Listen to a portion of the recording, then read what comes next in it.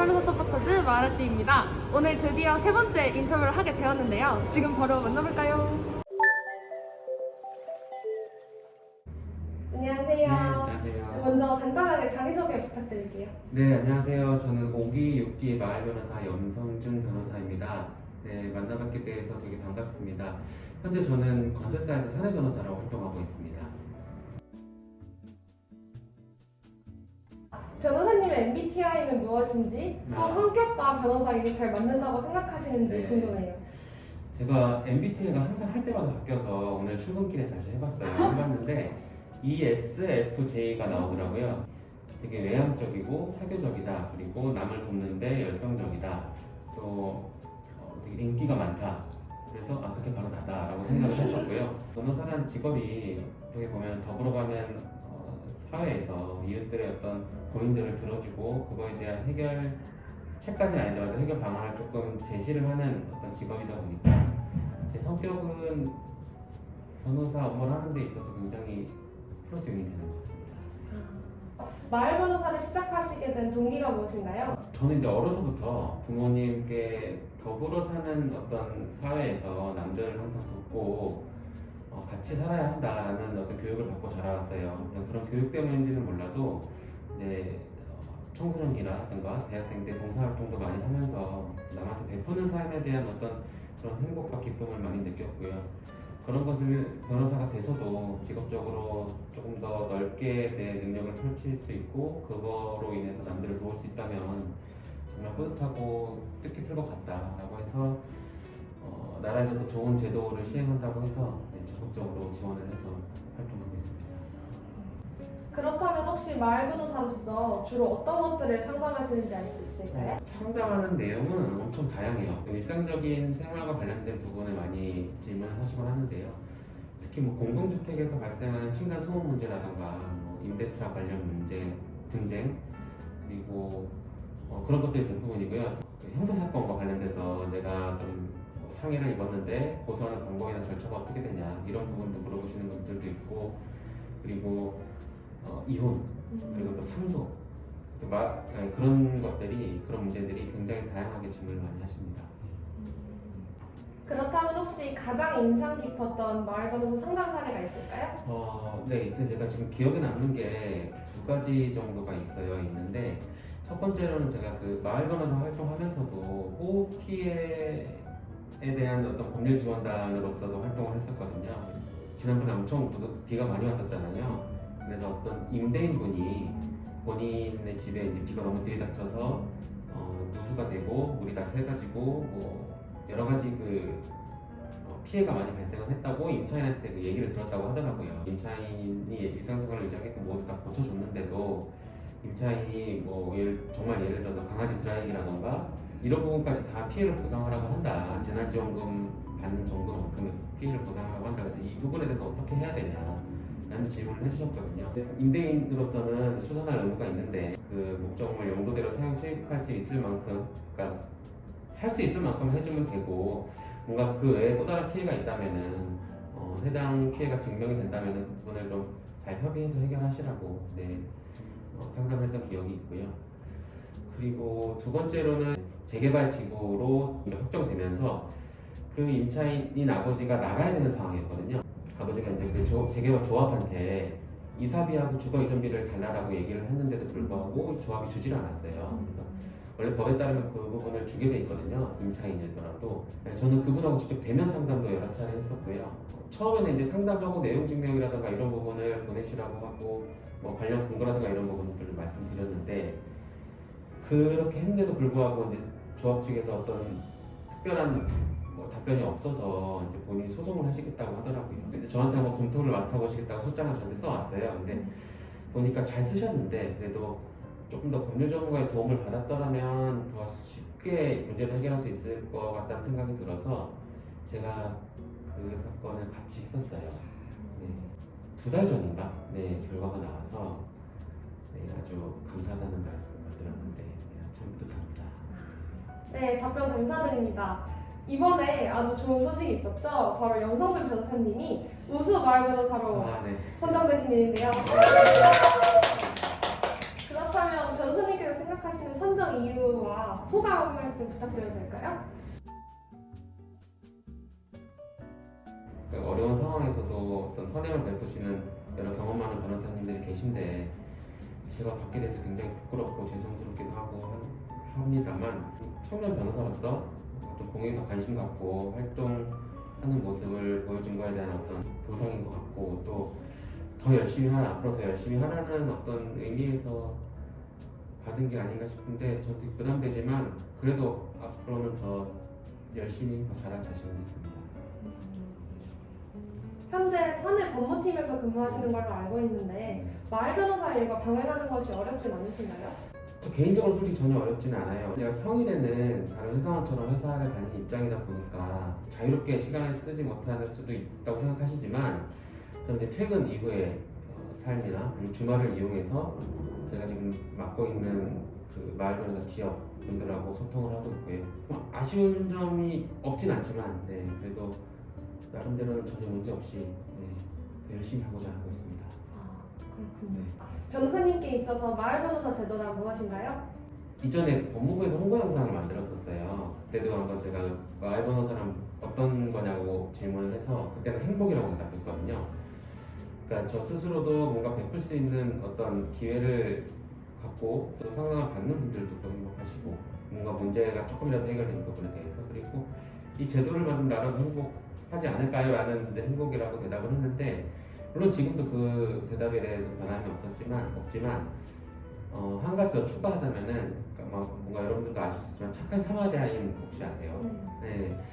그거와 유사한 것 같아요. 공경에 처한 사람들이 있는데 그거를 그냥 외면하지 않고 짐을 가져주는 어떤 그런 역할을 한다는 거에 대해서 마을 변호사라는 제도가 착한 사마리아인과 유사하지 않는가 하는 생각을 최근 들어 해봤습니다. 만약 마을 변호사 상담을 고민하시는 분들께 한마디 할 수 있다면 어떤 말씀을 건네고 싶으신가요?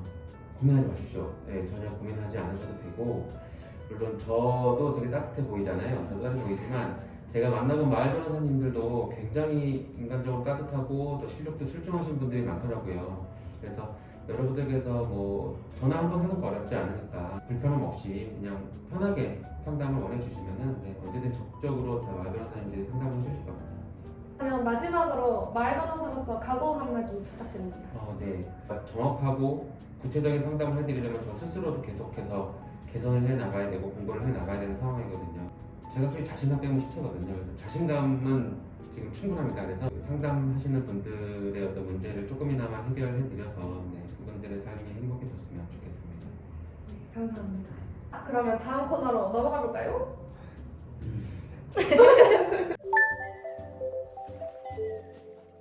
다음 코너는 밸런스 게임 코너입니다. 저희가 말씀드리는 두 가지 선택지 중 하나를 선택하시고 그 이유를 간단히 설명해 주시면 됩니다. 지금부터 시작해 보겠습니다. 1번 업무를 할 때 씁쓸한 커피 vs 달달한 음료. 제가 단 걸 안 좋아해요. 단 걸 안 좋아하시는 걸로. 그러면 두 번째 질문 드리겠습니다. 만약 다시 태어난다면 변호사 한다 안 한다? 저는 한다. 지금 제 직업에 굉장히 만족을 하고 있고요.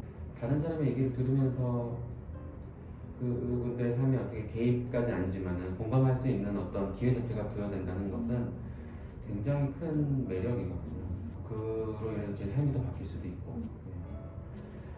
저는 다시 할 겁니다. 제 아들한테도 추천하려고 합니다. 그렇군요. 그러면 세 번째 질문 드릴게요. 내게 찾아온 의뢰인 입구 닦기 vs 수다쟁이.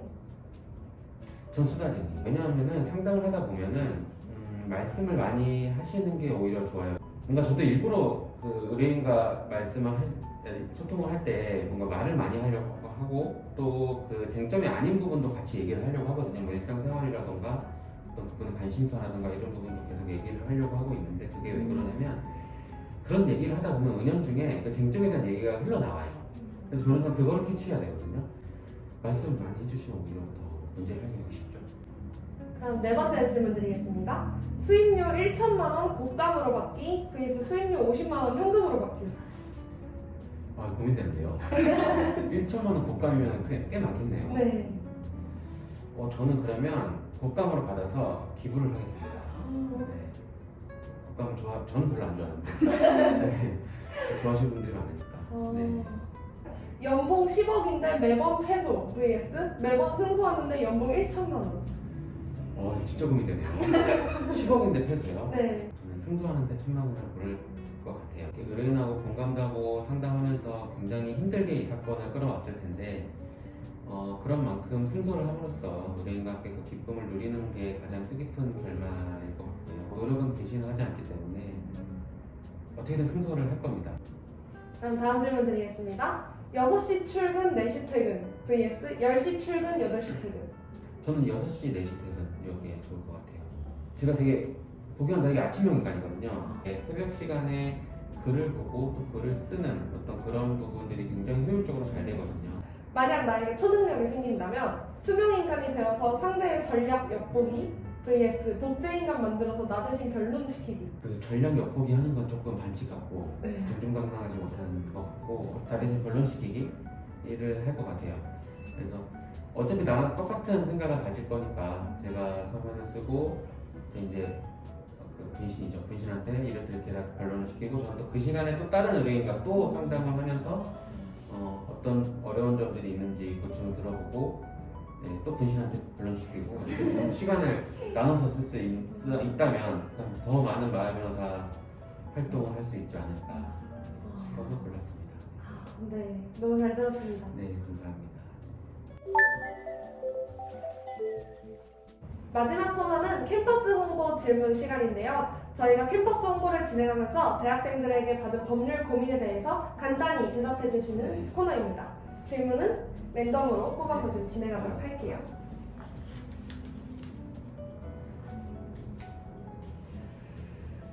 예. 한번 제가 읽어주세요. 부동산 계약을 할 때 특별히 주의해야 할 점은 무엇인가요? 라는 질문이네요. 일단 공인중개사분들의 말을 일단 들어보시고요. 어차피 공인중개사 통해서의 말을 들어보시고 그 다음에 등기부등본을 먼저 떼서 확인을 하셔야 됩니다. 그래서 그 집에 뭐 저당 잡혀 있는 게 있는지 혹시 뭐 빚이 있는지 이런 부분들을 확인할 필요가 있고요. 그리고 특히 계약서 쓰실 때 특이사항이 있어요. 그래서 원상복구 의무라든가 어떤 비품들이 고장났을 때 임대인이 어느 정도까지 수리를 해주겠다라던가 뭐 원상복구 같은 손해배상은 뭐 얼마로 한다라던가 이런 부분들이 기재되어 있는데 그런 부분들을 잘 살펴보셔야 돼요. 나한테 조금이라도 좀 불리할 것 같다라던가 아니면 조금 그런 좀 애매하다라는 부분은 한번 짚고 넘어가셔야 할 필요가 있고 또 가장 중요한 게 이제 그 날짜라던가 이런 부분들 계약 날짜, 계약금, 계약일 이런 것들이 혹여나 이제 뭐 생각했던 것과 다르거나 오기가 있을 경우도 있으니까 그런 것들 다 천천히 살펴보시고요. 두 번째 네. 질문. 또 있나요? 네. 세 개.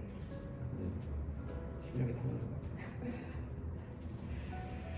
네, 학교 익명 커뮤니티의 에브리타임에서 누군가가 익명성을 이용하여 저를 비방하는 글을 올렸다. 이 경우에는 어떻게 대응해야 하느냐? 정보통신법이라고 해요. 아마 여기에 해당하는 명예훼손에 해당되느냐가 문제일 텐데 이 비방하는 것과 또 어떤 공익의 목적이라는 두 가치가 좀 상대적으로 충돌을 하는 경우가 많은데 인터넷이라는 어떤 정보 매체 공간에서 이루어지는 거기 때문에 나를 특정했는지 여부 그리고 이게 전파 가능성은 무조건 있기 때문에 그리고 이게 어떤 타인에게 알림으로서 공익적 목적으로 이루어진 건가 아니면 그냥 순전히 나를 비방하려고 이루어진 것인가를 확인해서 이건 공익적 목적이 전혀 없이 나를 그냥 뭐 비하하거나 이렇게 좀 욕을 하거나 이러려고 하는 거다라는 게 딱 객관적으로 봤을 때 그런 정도라면 이 부분은 충분히 뭐 형사적으로 대응을 하실 수 있고요. 고소하시는 방법이 있겠죠. 네. 그러면 마지막 질문 한번 드리겠습니다. 또 심장이 나는데.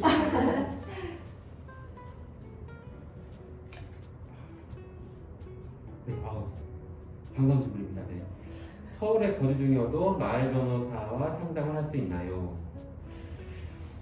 네, 이거는 제가 정책적인 부분이라 정확하진 않을 수도 있는데 그 법무부에서 하는 마을 변호사 제도는 아마 그 무변촌이라고 하잖아요. 그 읍면동이라든가 법률 서비스를 상대적으로 받지 못하는 지역에서 이런 부분을 한다고 하는데 서울에서는 아마 제가 알고 있기로는 저도 서울시에서 운영하는 공익변호사라는 제도가 또 있어요. 법무부 마을 변호사랑 되게 유사한데 각 동마다 변호사님들이 이렇게 마을 변호사처럼 구성이 되어 있어서 신청을 하면 각 동에서 매칭시켜줘서 상담을 하는 프로그램이 있거든요. 그래서 저도 지금 서울시 고객 변호사를 같이 하고 있는데 서울에 거주 중이어도 각 해당 지자체 그 주민센터 거기를 통해서 신청을 하면은 네, 언제든지 가능한 걸로 알고 있습니다.